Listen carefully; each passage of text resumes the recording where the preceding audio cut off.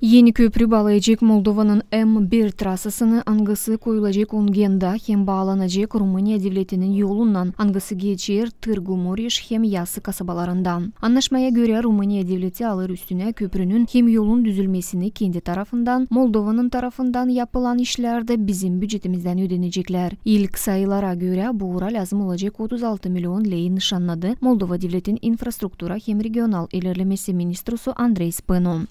Integrarea rețelei rutiere a Republicii Moldova în rețeaua transeuropeană de transport este o prioritate majoră pentru Guvernul Republicii Moldova, fiind menționată în obiectivele specifice ale strategiei de transport și logistică pentru anii. Moldova'nın yol sistemasının katılması Trans-Avropa Yolları sistemasına bulunan hükümetin yön planlarında. Rumınya bu proiect için verir 40 milyon euro. Moldova'nın tarafından 36 milyon lei. Costul total al lucrărilor planificate este de aproximativ 40 milioane euro din bugetul României.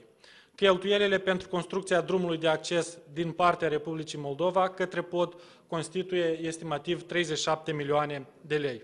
Moldova Devleti'nin parlament deputatı Adrian Keptonar nişanladı bu proiectin gerçekleşmesini yıllar boyunca beklerler Ungeni kasabasının yaşayanları. Podul peste Prut este așteptat deja de câteva decenii în orașul Ungeni. Ungeni Yassı kasabalarını bağlayan köprünün düzülmesini kasabanın yaşayanları beklerler pek çoktan. Bu verecek kolaylık yaşayanlara daha kolay komşu devlete yetişmeye hem daha yüksek uğra kaldırma bağlantıları kultura hem üretim uğurlarında. Genera noi oportunități de colaborare culturală și inclusiv universitară. Önemli uygulama bu köprünün düzülmesi verecek kolaylık Moldova'ya daha hızlı bağlanma Avrupa ile hem bağımsız devletler birliğinden de. Alona Terzi, Alexey Gerçuk, GRT Haberler.